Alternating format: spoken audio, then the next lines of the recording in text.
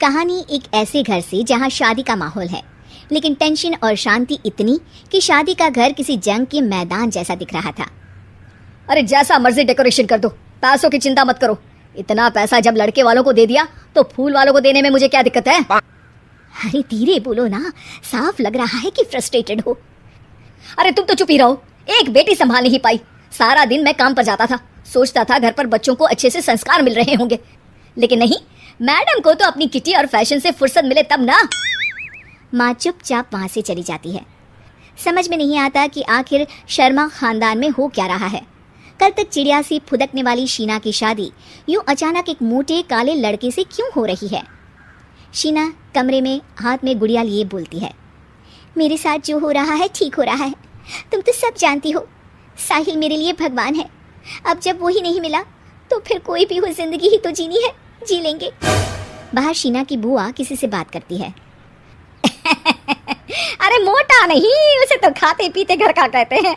अब ओबेरॉय का नाम भी किसी को बताने वाली बात है। उनका इकलौता लड़का तो करोड़ों की सामी तो है ही। अरे हमारी शीना बिटिया तो रानी बनेगी, रानी। इन सब के बीच कहीं कोने पर शीना हाथ में मेहंदी सजाए बैठी थी और आंखों में आंसू सजाए। और वो समय भी आ जाता है जब शीना मंडप के नीचे हाथ में वरमाला लिए खड़ी होती है, लेकिन तभी अफरा तफरी मच जाती है। कोई कहता है, अरे लड़के की माँ को हार्ट अटैक आ गया। अरे अच्छी खासी थी, कैसे हो गया? अरे कहते हैं ना, किसी किसी लड़की के पैर अच्छे नहीं होते, हो सकता है कि मनहूस है ये लड़की। शीना पास खड़ी सब सुन रही थी। फिर शीना अपने कमरे में आ जाती है। शादी ये कहकर नहीं होती कि लड़की मनहूस है। अब लगातार शीना के लिए लड़के देखने आते, लेकिन आस पड़ोस या किसी के कहने पर शादी हर बार टूट जाती।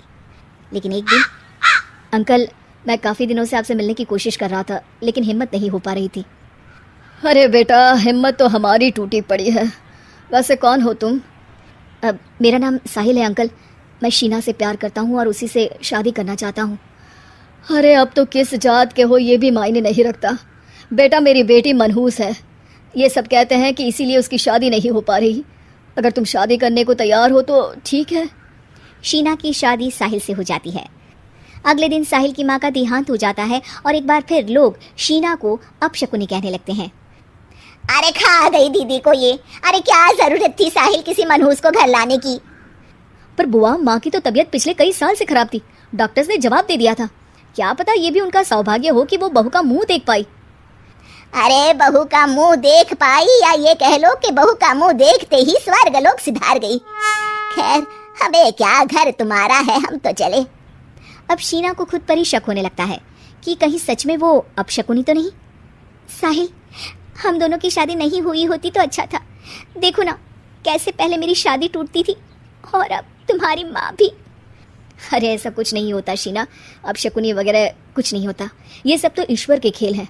वो शादी तुम्हारी इसलिए टूट गई क्योंकि तुमको मेरी पत्नी बनाना था, और माँ का जाना तो तय था।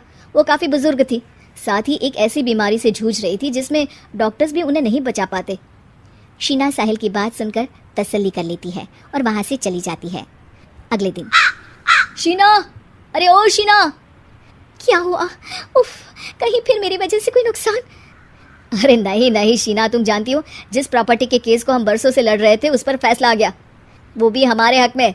अब हम करोड़पति हो गए शीना। शीना शांत रहती है। अरे क्या हुआ? करोड़ पत्नी बनकर तुमको खुशी नहीं हुई? शीना की आंखों में पानी आ जाता है। चलिए जी, कुछ तो अच्छा हुआ मेरी जिंदगी में आकर आपके साथ। साहिल शीना को गले लगाकर कहता है, मेरी नई नौकरी भी तुम्हारे ही आने से लगी। ये प्रॉपर्टी का केस जीता, सब कुछ तो तुम्हारे आने के बाद ही हुआ। फिर तुम मनहूस कैसे? ये सुनकर शीना खुश हो जाती है।